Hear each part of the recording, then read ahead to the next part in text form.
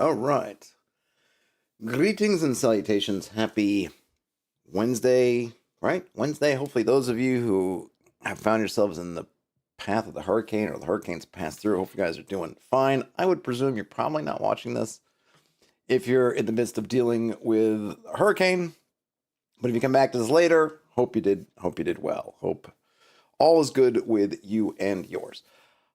Let's see. So I've been working on a Hexcrawloween game jam entry. This is maybe my third or fourth stream working on that. We've been mostly working in Worldographer and in my whiteboard software, which I have over here. I thought we could start doing some of the, maybe more of the keying.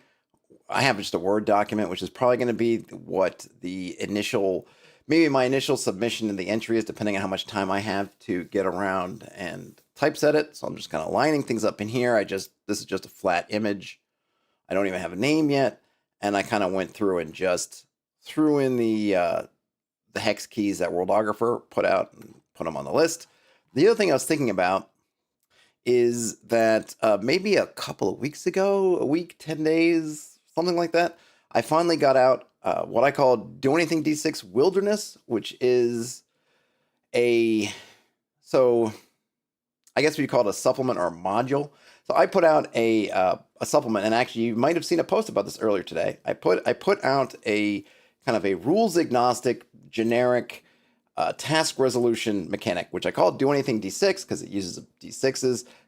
It's the marriage of sort of an X in 6 system with some things I like about the troop combat system from Chainmail, which you end up having is you roll D6s, you want to score 6s, those are successes, which I call boons, and you basically amass a pool of these and you roll to try to get as much success as those boons as possible to complete stuff.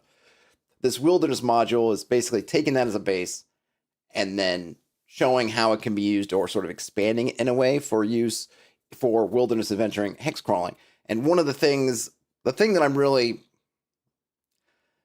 I don't know, I guess I'm proud of it, sure. It was one of the things that I wanted to do, was the impetus, I guess you should say, was that I wanted to create basically a stat block for the wilderness. This way, when you're going to a wilderness area, much like a monster, you could look up and say, oh, look at this, it has 1 hit die and it has these things, and that tells you some things about the creature. I wanted something similar for the wilderness. So essentially probably the thing that sets this apart, like why would you want to pick up this module, is because it has this system in it. And I've been always intending to use the system for my own stuff. And I was sitting and thinking, well, it's come out. I'd like to show people at least some of how it works, or at least how you can use it. And I was going to use it for this Hexcrawloween entry. So why not do it now? So the first thing is you can use a simple, it's hit dice, but I call it hazard dice because I'm using it not for a creature, so you're probably not hitting the trees in a forest. So I call it hazard dice, but essentially it's similar to HD. So you can set HD for different area types. And for right now, I just have you see here on this table, we just have our regular, these are the kind of things that show up in BX and other modules, clear, grasslands, river, woodlands, hills, barren, swampland, jungle, mountains, desert.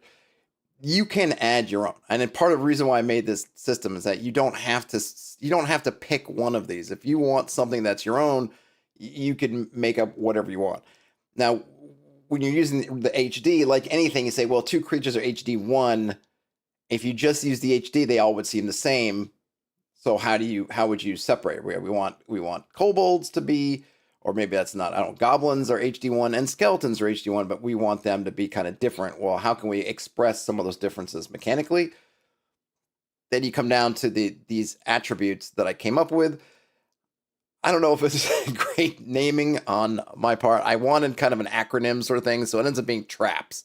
T for turbidity, which basically is how challenging it is to navigate, search things. It's basically how opaque. It's this idea of the opaqueness. How far can you see? How well can you see into it? That's turbidity. Ruggedness, how difficult the terrain is. Activity, how busy in a sense is it? How populated is the area? Peril, which is just an overall, if you want to just talk about how dangerous is it. Like you think about in a dungeon, you're on level 1 of the dungeon. That kind of says something about the danger level. Peril is a way to use a similar number. You can say 1 and 2, whatever, and you could kind of use that number different ways. And then scarcity, how difficult is it to gain resources? And the idea here is you can, if all you want to do is use that overall hit hazard die number, the HD number, you can. Or you can use one or more of those features to help differentiate either just whole regions or areas within regions, and you can kind of get into it. So the idea here is for these areas, each one of these regions will have those values, and then those values you can key off to do different things. You can, and I'll kind of get into it, or you can ask me questions if you're in the chat. Of course, the higher the number, the more difficult. So just going back, we go back to do I have one that has everything on it? I think I do. Yeah, so go back here. If it's ones, that's easy. Easiest, then 2, 3. I had all these end up at 3, basically using 1 to 3. You don't have to. You can make them as much as you want. In that D6 system, we talk about the number of successes, what I call boons, you need to do something. The more hazard dice, or the higher one of these, if you're using the traps rating, the higher the rating, the more successes, the more boons you need to complete something. You could probably also do this in a D20 system. If you had, let's say your default is roll 10 plus on a D20 to succeed, then if you're in something with a hazard die rating of 3, like jungle, you might say, hey, we're going to roll, now you got to roll 13 or more to succeed.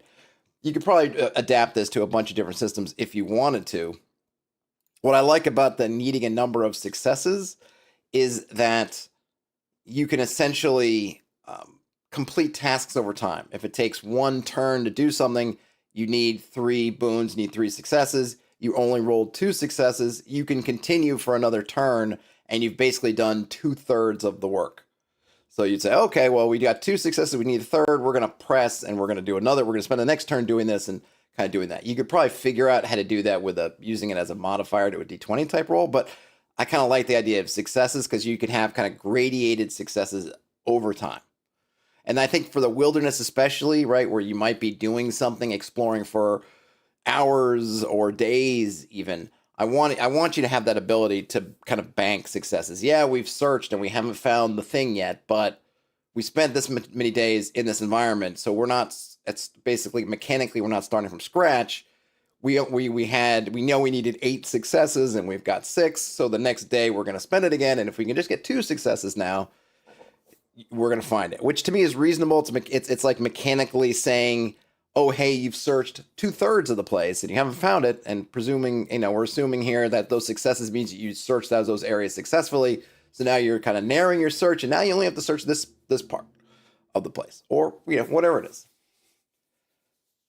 Hey, whose car is getting keyed? No one's car is getting keyed today, Bo. At least not in my immediate view.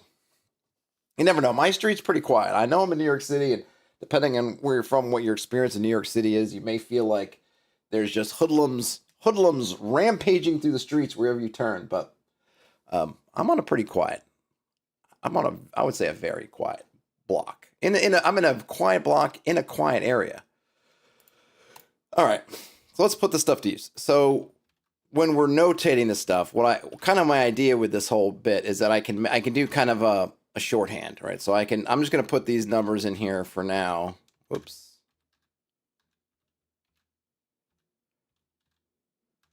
I will, and I think what I've been doing in the Word doc is I've been bolding these, so it's maybe a little bit easier to see. I might end up putting these on a separate line too. So if you're looking at if you could see the Word doc here, basically we can use a quick notation that tells me a bunch of things I can use, much like it might inform you when you're using an inline creature stat block. I know it's hazard dice 2, which can tell me something about the difficulties. This is kind of middle of the road, normal difficulty, right? If the hardest thing basically is 3, then the middle of the road is 2. It's not easy, it's not hard. In reality, this will probably be we're mountains, so I would start with 3. Or I would look at, I like mountains and hills also as modifiers, so I'll get into there. Oh, Bo, making a joke about the title. Oh, my poor stream title. Yeah, no cars being keyed. Just hex cars. Hex cars being keyed. Would that work? And we know that these different things. So, navigational tasks would have a difficulty of 2, right? And need 2 successes. The ruggedness for terrain helps express basically how many turns, how much you move per turn, or how many turns it will take to move through the hex. If I'm doing wandering creature checks, that can be informed by that activity die. If I'm the perils one, I really don't have a specific thing. You can really much use it forever. If you had your wandering creature table and you wanted to have it go from low, easy, or your least dangerous monsters at one end and your more dangerous monsters on the other end, you could turn that into a modifier on the table, so you'd be more likely to get the more dangerous stuff. Or you could roll multiple dice, or you could do, any number of things. I'm not trying to be overly prescriptive, especially with that one. It's like, hey, use it however you want to, and then if you're using for resources. But actually for us, this is kind of heavily forested mountains. So I'm going to kind of start with woodlands, which are those 2s, but then I'm going to modify it because we're up in the mountains. I think actually this is mountains. Yeah, well, overall it's mountains. I'm not sure if that is actually mountains or not, but overall it's mountains. So we're going to go with that. So it's actually going to be, I'm going to use the mountains as a modifier on the woodlands. And the reason why I like mountains as modifiers and hills is because when you're looking at biomes and such, mountains and hills aren't really their own biomes, just not mountains. Mountains, the heights and kind of what they do, being at the altitude, and right, that stuff is kind of the biome. The fact that it's a elevation change isn't really the thing so much. Bo says, random encounter where you come across a witch with a keyed pumpkin card, and by keyed I mean claw marks. Yeah, I guess it's not that hard, or maybe it would be hard to repair a wooden card. I guess you could would you paint and lacquer a wooden card? Yeah, but that could definitely, that's urban witch problems. Someone come by and keying her pumpkin card. It is kind of Halloweeny though. All right, so these woodlands, we're going to start with 2, and we're going to modify it by 2, so we're actually going to get it. Everything's going to be 4. And the thing is I put these down in this table. You can see in the document here. They're just kind of your defaults. The idea here is we can change these however we like. The idea is not to be locked into these values. The idea is to look at these values and say, here's kind of your super generic defaults, and then do with them what you will. So in our case, on the Western Green Slopes, we're not going to go with that much scarcity. I think I'm just going to go down to scarcity 2. Peril, all the spiders are there. And peril doesn't have to be about monsters too. It could be about natural hazards if we want to say that these mountains are particularly perilous, would we say? To move through, you could also use that for anything you want. It's really just a sense of how the peril is kind of is a rating to basically speak to you and say, how dangerous is this area? And danger can happen in any number of ways, right? So it's kind of, again, it's however you want to use it in your process. It doesn't have to be a monster thing. Of course, it can be. It absolutely can be. In terms of, I'll say it's 4 for moving. Definitely for, I think, mountainous wooded terrain to me speaks to being hard to see through, hard to move through. Activity, I'm not going to say it's not that dangerous, or it's not that much going on, though. Of course, we have several layers up in here, and then we've got, well, let's see, who do we have in here? We got the were-rats are up in here, and we have the camel spiders, and we've got the crab spiders who are there. I'm going to say it's probably, we'll go with the 2. And then maybe that we would say if we wanted to use this as an average, we could maybe drop it down to 3. You can see I'm playing kind of loose goose because it's not an exact science, and I'm not gonna treat it as such. So that's, it's what feels right. So it is, terrain is going to be the turbidity, right? It's going to be tough to navigate through just because of all the elevation changes. It's going to be rugged, but it's not super dangerous, and it's not super populated, and forest, I think you could find kind of stuff. Fluffy the Griffin says the forest floor is made of spiders. Yeah, it was that moment in the Fellowship of the Ring when they're entering Moria. Look at your feet. Yeah, exactly. So look down and it's yeah, right. That's you first think you're crunching on pine needles, but you're actually crunching on spider limbs. That would be pretty gross. I grant you that. One of the other things with this is what I'm trying to do a bit is be able to differentiate between different I guess the other goal that I was looking to do is here we have two woods, or I guess this is one and then this is one, right? And how can we differentiate between those woods mechanically? Or these, in this case, wooded mountains for the most part. Mountainous woods. How can we differentiate between them mechanically? And that's another thing you can do with these. So now when I go to the eastern green slopes, even if the HD doesn't change, I can then change some of these. I can say, well, in this case, it's a little bit less hard to see. It's a little bit less rugged, but it is more populous. And maybe it's a bit more perilous, but it's still not scarce. So then in some ways, it'll be mechanically exactly the same as the western side. On the other hand, a little bit different. And again, you could play around with those, add those numbers, tweak those numbers, do whatever. And of course, that would be, additionally, you could add other features in there. But just from this stat block, if you will, we could differentiate between the woods. Swarms of mosquitoes. You can't breathe without choking on mosquitoes. Now, that would be something.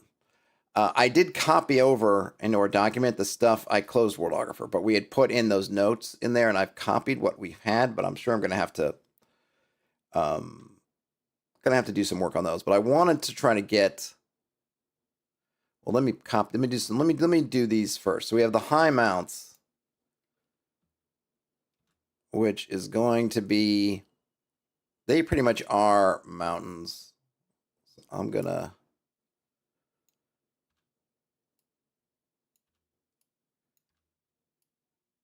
Going to reset those for right there. And then I'm going to put in, we've got the lake. In the lake, let's see. Do I have lake? I have river. I'll just have the lake be the same. And then swampland. I'm definitely going to be, let's see. So, whoops, I meant to change to reset that.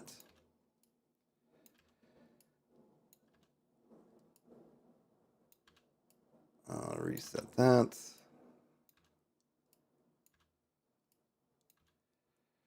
Hey, Neon Glitch. All right, so we've reset the swamp, but I'm going to change some things. This swamp is going to be definitely harder to see through. Maybe even make that a 5. I want that swamp to be difficult. I don't think I'm going to change the activity. Yeah, I'm going to tweak up the peril a bit more. Scarcity. Yeah, this is going to be. You don't want to be looking for supplies through here. I'll check that up. I'm going to keep the lake as is. We'll see. The lake's definitely got some stuff that makes it maybe not a great place to hang out. I don't know. I don't know. I still don't even. I don't have names for some of these places either. But I did name these castles. What do they call it? Lord Highmount. I figured because I call this the Highmounts, and I figured maybe he's King of the Highmounts, Lord Highmount, or maybe King Highmount. That might even be his family name also. And then I have this middle castle. I'm calling the Spike, just because of the way the icon. I mean, I guess they all line up, but I don't know. I just saw Spike, maybe that one, and then Mount Gate is this one. I don't have a name for this tower. It's just now it's an abandoned tower, and I still don't have entries for this. I still don't know exactly what to call these. Things that we'll need to figure out as we're going along. The other thing we can do with these, by the way, if I wanted to have a specific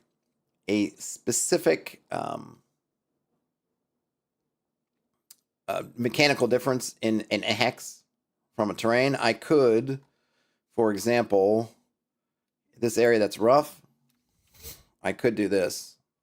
It's R4. meaning that, is there an extra space there? Yeah.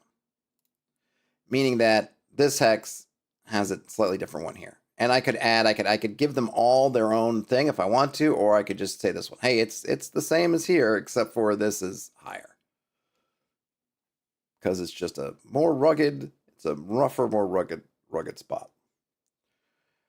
Let me, I need to copy over. Let me switch to my other window where I've got, there we go. So I had encounters. That's for the high mounts. I'm still going to have to, I'm still going to have to, what's the one more? Oh, create some new critters. Heat that. Was it Control Shift V? There we go. I'm going to put these in a table, but I'll just make the table now. I guess I need a table. I don't know if that's right.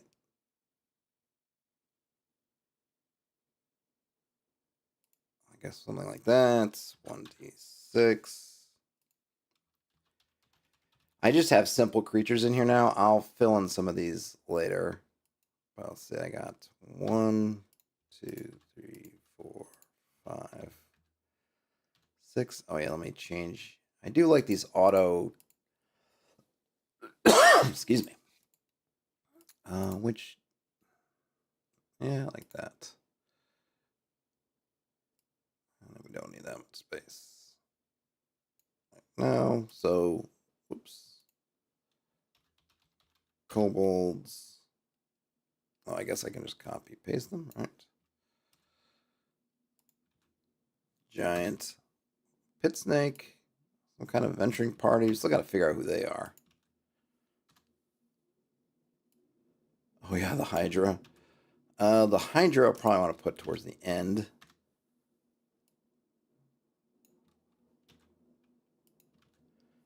And I don't know if I'm going to actually have orcs in here or if I'm going to make them. I got to decide which of these creatures I'm just going to keep basically vanilla and which ones I'm going to turn into something else. But that's...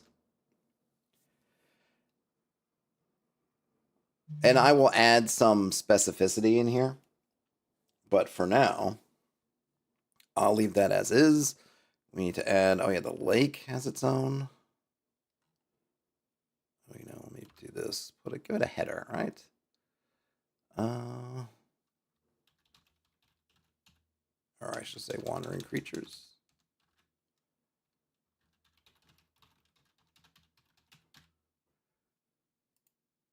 Where's my style? I guess it would be heading 3.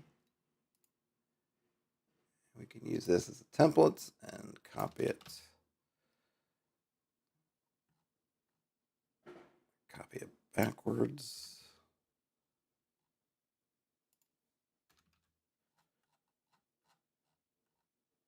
And downwards. Okay. That's good. Now let's I don't know why I'm doing this stuff. I probably shouldn't bother, but when I see these things, like I just want to.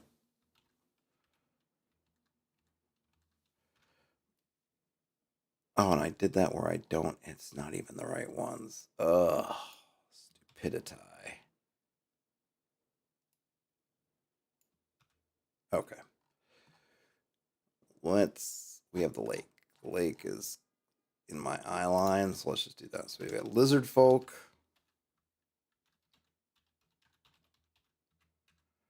We've got giant crabs. We got giant cat. Oh yeah, we got. Oh, didn't we say it the? Okay, yeah, that's right. Because I think we were going to say the lizard folk were doing this. So actually, this one's going to be slightly different. So basically, I decided to merge the pirates and the lizard folk. Whoops, into one.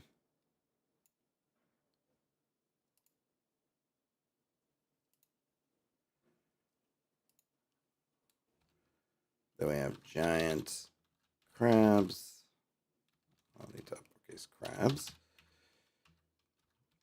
The giant cat. I don't even know what the giant cat's doing there, but it's kind of cool.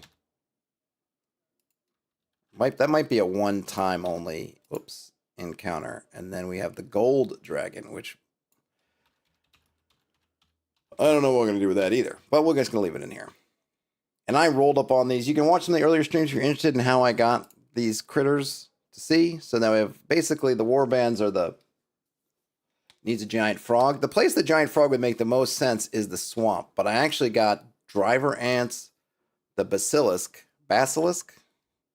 and I think that one takes up 3 entries too. Yeah, it does.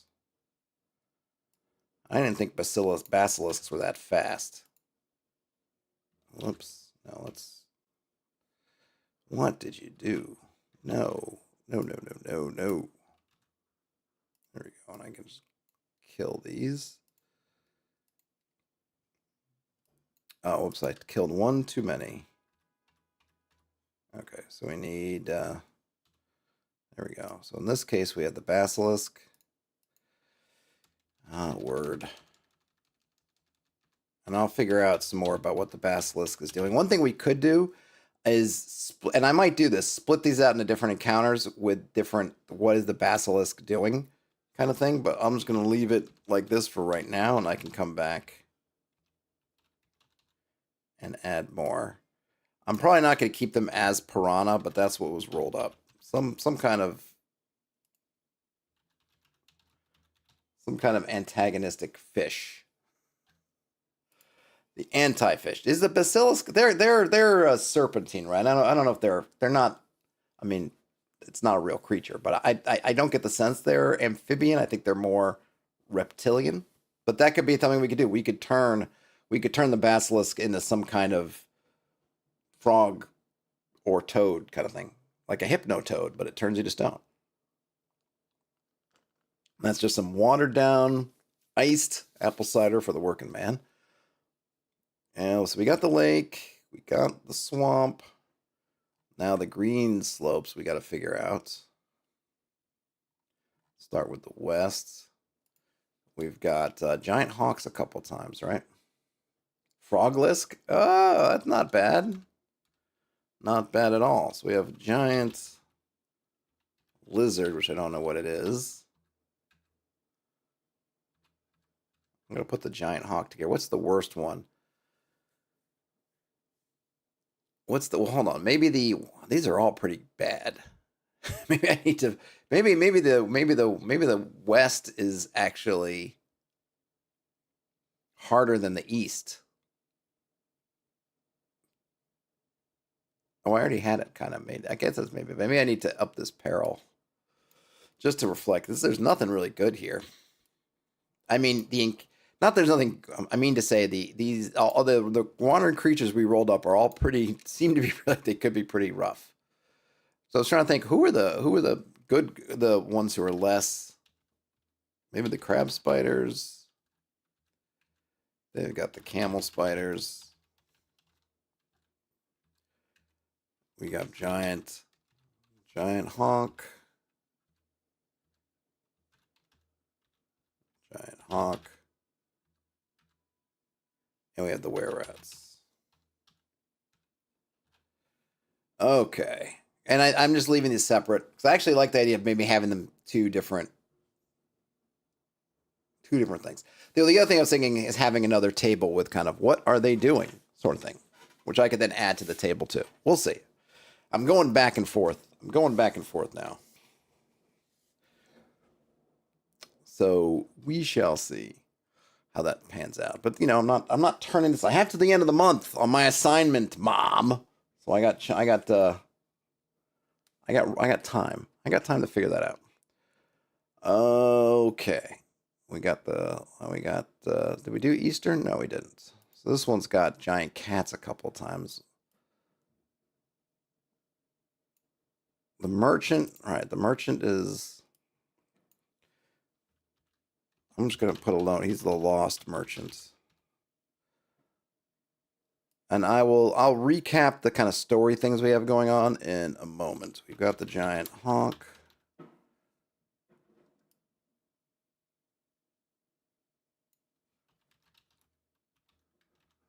Giant honk.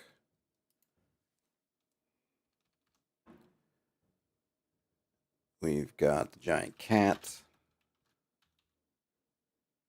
Did I miss somebody? We got 6.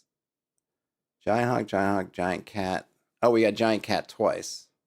Not the giant cant, giant cat.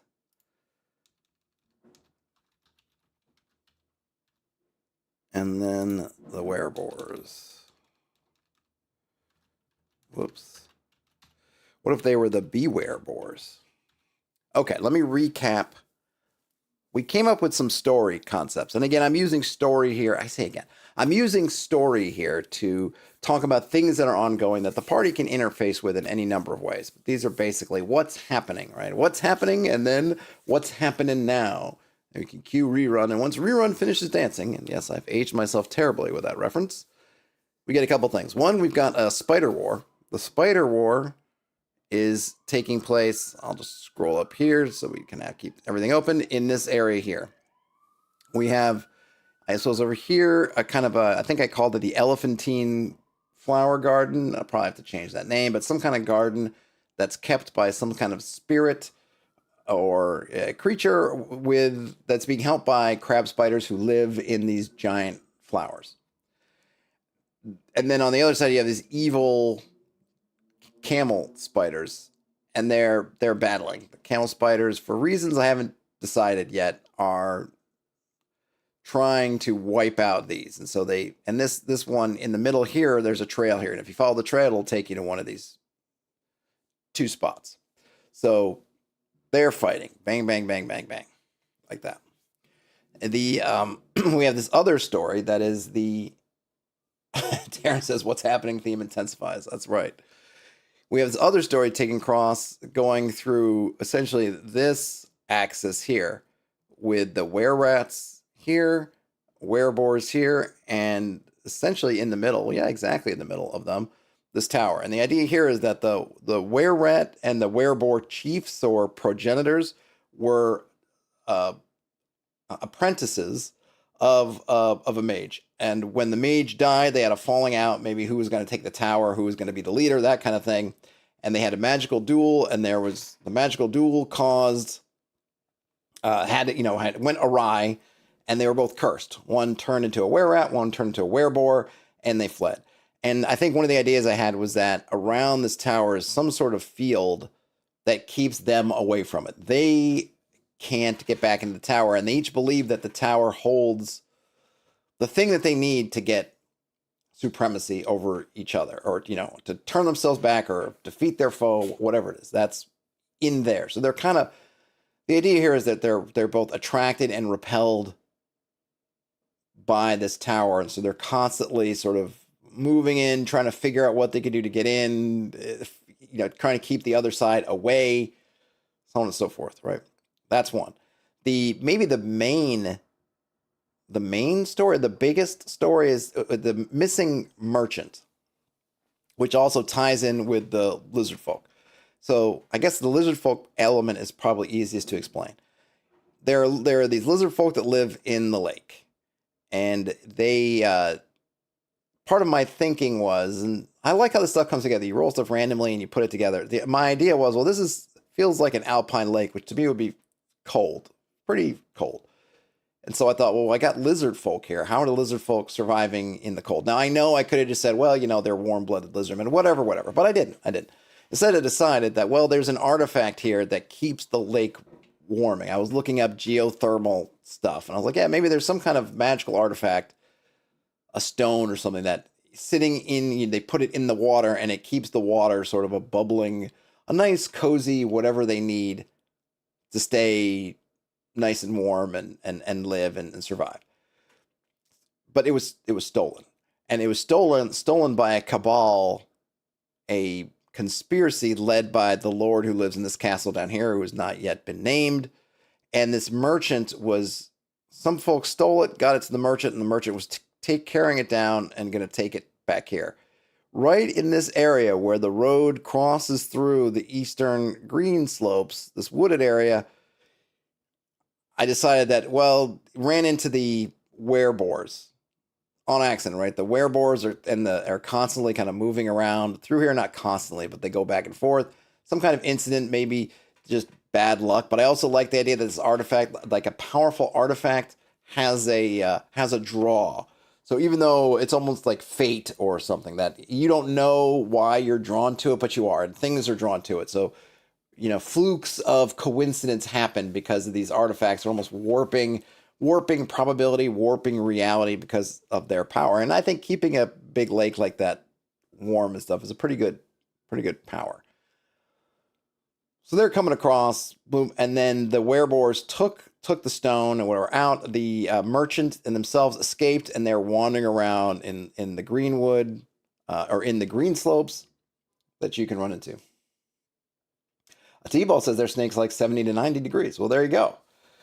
I don't know anything about keeping snakes, so that seems really cool. But yeah, so obviously, when this artifact gets stolen, the lake is starting to cool. The lizard men know that both the lake is cooling, and they also know that someone stole the artifact. It's not they're well aware of their situation and what's keeping the lake warm, all that stuff. So once the artifact, they notice it's gone, they're going to be aggressive, and they're going to get desperate because their whole existence, at least up here, is predicated on that stone being there. They can't live there without it. So either they have to leave or they got to find the stone. And I think they're much thinking that they can catch up. They're going to find, they're hoping anyway, they're going to find the stone. So they're sending out these war bands, which the people here who are getting scared, not that they were on bad terms with the lizard folk, but a lot of the lizard folk are going to be aggressive. They're going to be in the least kind of talky, let's just be friends kind of thing. They're going to be more and more like, give us the damn stone, or tell us who took it, tell us what you know kind of thing. They don't have time to mess around or to waste a whole bunch of time trying. They understand their stakes are very, very high. Hence that they could get labeled as pirates or brigands or something like that, because they're coming fiercely for it. So, and what just struck me now, which could be a fun thing, is it's possible, depending on what happens, that you could relocate the lizard folk down here in the swamp. Not be the same. But I was just looking at it like, they could, if you could get rid of that. It's an interesting idea for the party. There's a basilisk and some stuff down here, or a frogalisk maybe. If you could potentially get rid of it, maybe you could convince the lizard men to make their lizard folk to make their way down the river and settle here. It's not ideal. And maybe even the swamp, if everything cools off, I don't know if it would be warm enough, but it was an interesting idea of, that might be a potential solution, which I wouldn't write it up, but it would be interesting. Like, oh yeah, you know what? They totally could, enterprisingly, if they kind of saw that, said, hey, you know what? Maybe you can make do there. In any case, that's the missing merchant and the lizard folk, and then the kind of the antagonist of the area, if you will, this lord who's here. So the other thing is that and I think that's where we were doing with the gold dragon, actually. I think, or whatever the creature was, it was the Hydra, or maybe it was something else. The idea here was not only was this lake cooling, but there's something really bad underneath or under the lake. And the stone wasn't just there just to keep the lake warm. It was kind of, it was the idea of, okay, keeping the lake at this temperature will keep something really nasty down here asleep. So when the stone gets away, the longer the stone gets away, the more likely, or at some time interval, I haven't figured it out quite yet, something's going to wake up and really bad things are happening. How much of that is known to some of the players? And I don't mean the players as in the characters, I mean the kind of political stuff. How much the movers, the shakers in this area know? I haven't decided who knows that. There is a temple here that I think was going to have some information that might have about that, but whether it's kind of like they're going to say, I think I was going to have one of the guys working with the lizard folk, because they know more than anybody else kind of that, like every ecosystem, we're all part of one big web kind of thing. And if this lake goes south, it's going to go south. It's going to hurt all these folks who's been living in maybe these areas along the river that are so fertile that they're able to build a culture and society that lives there won't really be able to last if the lake suddenly goes ice cold. So there's a lot of reason to think, hey, we should probably help them and get this figured out and save the lake. But, what everybody knows, haven't quite figured that out yet. Terrence says maybe it keeps a giant ice elemental from reforming. That's an idea. Yeah. I hadn't thought of an elemental, but that totally could be a giant ice elemental or something. I definitely would want it to be something, something kind of cold. But yeah, something that we would think like it's warm. It's like sitting in a nice warm bath, and it's like it's sleeping. It's like you've put it in this nice warm fuzzy sleepy place. But if it starts to get cold and shiver and freeze, and yeah, totally. But yeah, and a big ice elemental. It could be something. Could be. Yeah, I'll have to look around. Maybe I'll go into the Fiend Folio at some point and try to get some inspiration for some really weird stuff. But yeah, it totally could be something elemental, water or ice or something that makes sense. If it freezes, kind of thing. So that's kind of the stories as they sit. Now, I mean this to be a sandbox. So this is a lot of it's going to be what the players make of it. And the kind of, if there was a plot of it, the idea I had that there's some kind of hunt. Like they go on some kind of hunt in the fall, and that you would be that at least the kind of, if we were going to answer the question of, well, what are the players doing here to begin with? I mean, yes, you could just plop them out and start handing them out stuff.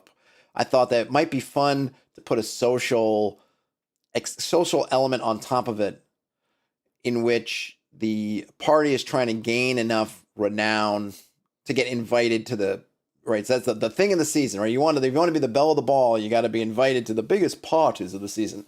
And the biggest party of the season is this kind of harvest time. You go on some kind of hunt for something. And that would be the impetus for the party to kind of be taking on tasks and doing things, because you have to get one of these lords. So we have basically 1, 2, 3, 4. One of these families, somebody you have to get on their, you have to get up enough with them, get in enough favor with them to get an invite. So whose attention can you get? Maybe you could even have fun in sort of almost a tournament module way of saying, well, who did you get favor with? The bad guy who's going to want you to find the merchant. He's not going to tell you why, but he's going to say, find the merchant and find his cargo kind of thing. And, these guys, maybe if you can get the favor of the Lord Highmount, that would be like A++.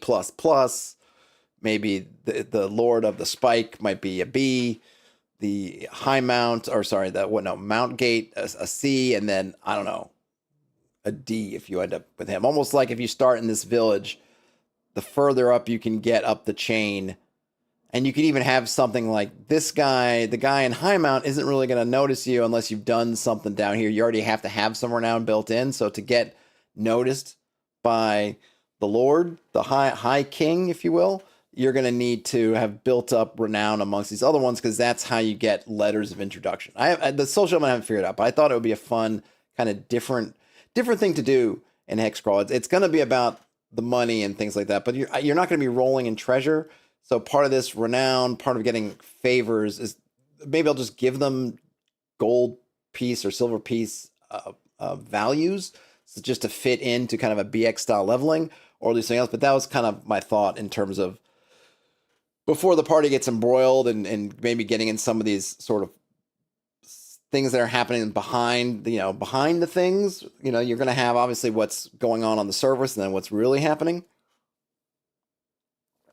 And I hope that a party would get involved in the what's really happening stuff, but that kind of surface thing might be, hey, do stuff, gain renown, gain things to then move up the chain, and kind of like, hey, if you win, in a sense if you win, you'll be invited to go on the big hunt at the end of the season. So it might be a fun, you start in the spring, and then everything kind of comes to a head around that harvest time great hunt. That's kind of the overall concept, if you will.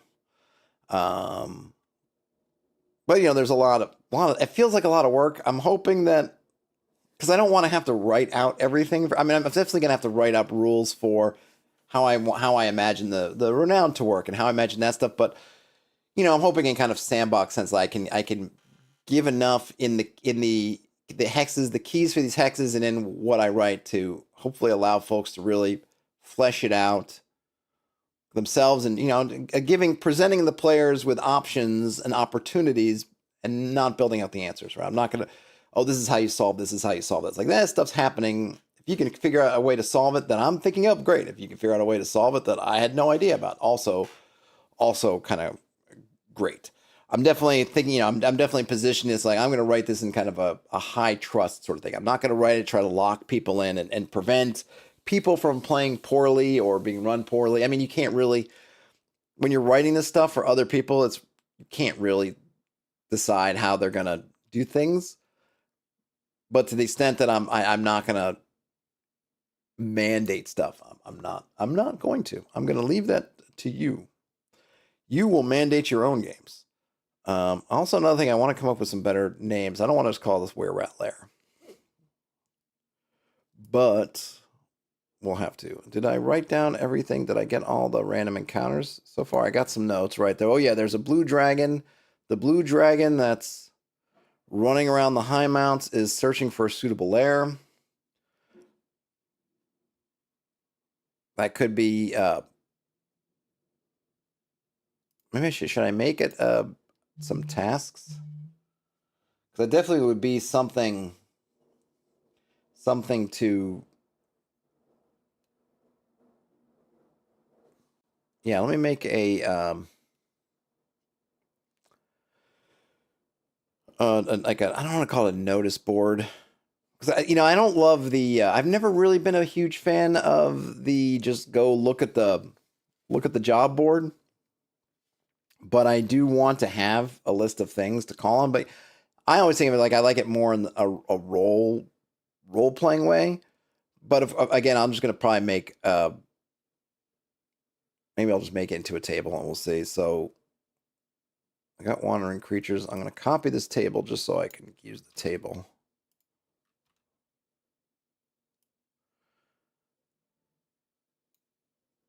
I'll probably want to add. Let me add another. I need to insert.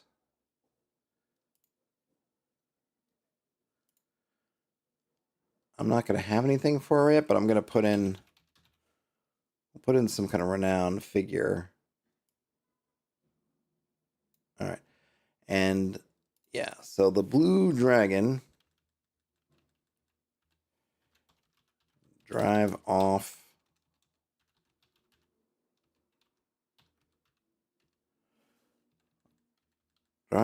the blue dragon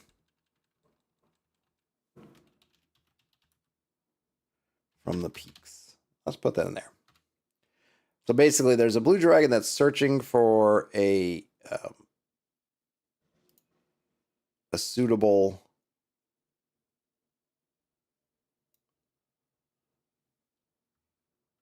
I'm going to call them errands.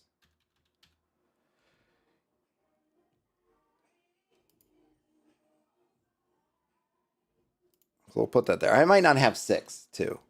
And it might be, 1 to 2, 3 to 4, 5 to 6, just have a few. Haven't decided yet.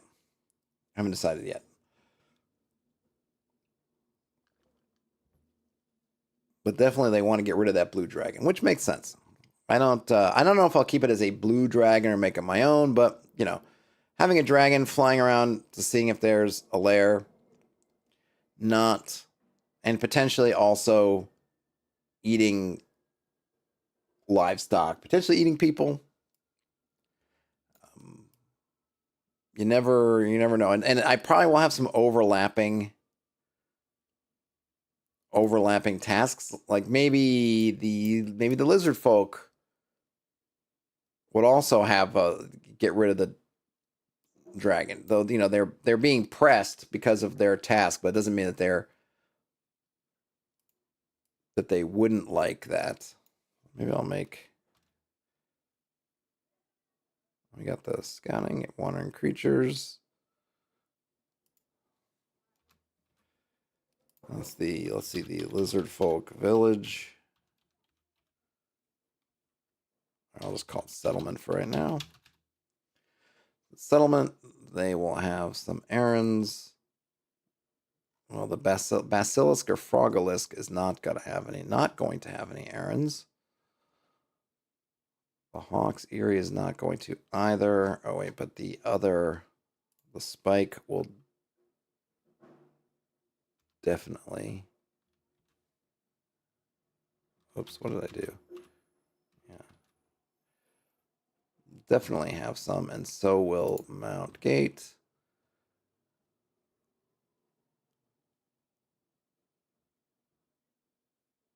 Should I call it the low plains? What should I call this area? I kind of need to put it in there. The eastern. All right, yeah, I'm going to call it the low plains. I mean, it's low.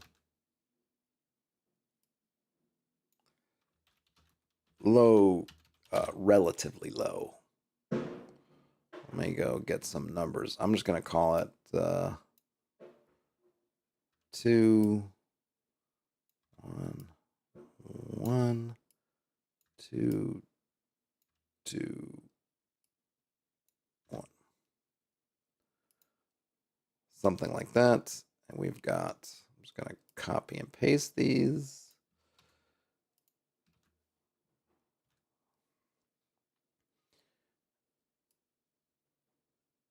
00400 will be some kind of village. The village. In the village. We got to find number 6. Who is number 1? You are number 6.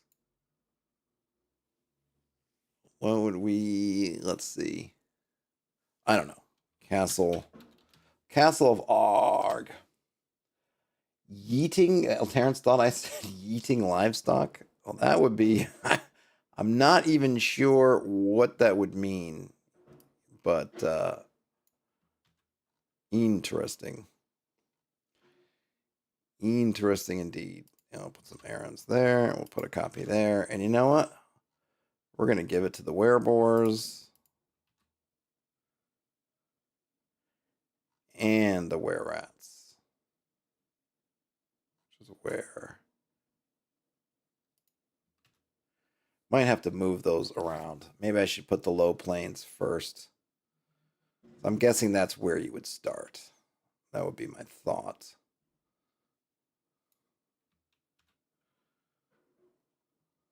Maybe we'll put that. We'll put them there. Okay. Okay. How are we doing on time, by the way? All right, we're almost wrapped. We're almost at the end of an hour. Goes fast. The hour goes fast. So I guess I should really talk about what the kind of renowned. I don't really know the system yet. I'm just gonna put some. I don't even know if this is. No, that doesn't make sense. Maybe one. Maybe a couple of hard or a couple easy ones. I don't even know. Maybe it's because it's in the castle. Maybe it's. I guess maybe it's. I don't know. I got to figure this out. I don't want to have a bunch of fetch quests. I'm probably not going to have 6 because I don't want to come up with that many. I'm not trying to turn this into an MMO style. Get 100 pelts. I want the tasks to be meaningful. Meaningful is not the right word. Well, I want them to be meaningful in whatever context they are. I want the village, if you're doing stuff for the village, I want it to have some kind of meaning. I don't want it to be random, like get this many pelts for the I don't know, this guy, kill this many rats for the old lady in the house at the end of the street. I don't want to, clean out the basement. I don't want to do that. But what I do want to do is, and we'll have to make a random, I didn't do a wandering creature chart, I don't think, for that area, so I'll have to copy, is what I would like to do is think about, where these areas are, what they're next to, what's going on, how do these areas kind of fit together, what creatures are going on in there, like I said, the driving off the blue dragon, I mean, it doesn't work here, but it, for where I intended it to be, the blue dragon's flying around here. Both these both these the lizard folk and the Lord here, they are both looking at the sky, or the people are seeing this blue dragon lazily flying around, avoiding them for the time being. Lazily flying and parking it and, looking around, flying. Maybe it goes off for a bit, comes back. They don't know why it's here. They want it to go away. And then I can see them both wanting it. The village down here obviously does not care anything about that dragon yet. It's too far away. Even though these are only 3-mile hexes, it's like that's far. They got much closer things. But the stuff that's happening around them, whatever it is, might be good. I don't know if I want to tie these in with individual characters, which might be a way to do it too, and say, hey, this person wants this person wants that. That might be really interesting. Maybe have a couple of key NPCs and tie them to key NPCs. In that case, I would take away the numbers and more be about find and talk to these people, or maybe at some point, maybe they find and talk to you. Brian says, no matter about the dragon, we've got turnips to harvest. Yeah, exactly. I mean, really, for real. And there's nasty stuff everywhere, right? As I'm sure the folks up here who are coming outside their doors and looking up and seeing the blue dragon in the distance don't care whatever's happening down here. So, got some things to do.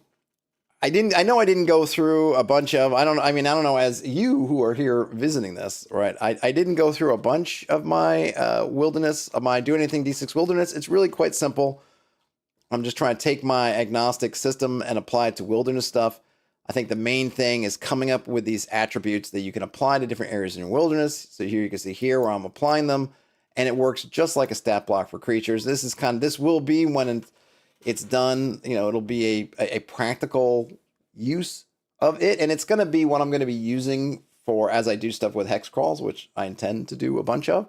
I'm going to be leaning on this going forward. So you're going to see this kind of notation and stuff a lot. And if you're ever wondering, well, where it came from, obviously you can ask me, but this is where it came from. This is, by the way, is available free or pay what you want on itch. I will put it up on, I'm starting to put stuff on drive-through also. So Do Anything D6 went up on drive-through a day or so ago, and the typeset one, just a plain text version, and there's a typeset one that's in the process of going up to drive-through. And then once that's done, I'll get this plain text one up as well. So it'll be there for you. It's already on itch, but if you're a drive-through person, you want on drive-through, you can get on drive-through. I like where things are at. I feel like I got a lot of work to do, but I'm glad to kind of have it in document form. I got to figure out some things about the renown. And also, I do like the idea of having it tied to individual people, because that's a good thing for giving people a reason to talk to different characters, and also it can help what the characters want. It can help solidify just the stories and even interconnect some of the stories. Maybe the merchant's family is looking for the merchant and doesn't really care much about the cargo. Find the merchant, find our dad. Whereas the Lord wants you to find the merchant, but really wants you to find the cargo. He can't say that, but that's kind of, hey, find the merchant, the cargo, but if you got to find one, find the cargo kind of thing. So we can have some fun doing that. So maybe I'll do that instead of just having the table. It's a little bit more fun. Obviously, it's more work, but it'll help flesh out these areas. I'm probably not. Let's see. What was I going to say? I am probably not going to map the villages. I'm not a big fan of village maps. It's not that I'm not a fan. I just don't find them worthwhile. I don't need them. I don't care. Usually I'm not doing some kind of, you turn left at Oak Street and then you turn right on Pine Lane, and it doesn't, if you know the way to it, or it's easy to find, or somebody point me the way to the alewife's house. Okay, great. That's about it. I probably will do, well, definitely in terms of for the game jam, you're supposed to have some number of dungeons. Certainly these layers here will have some kind of maps to them. The Mage's Tower will have a map. I will probably do something with the castles, I think.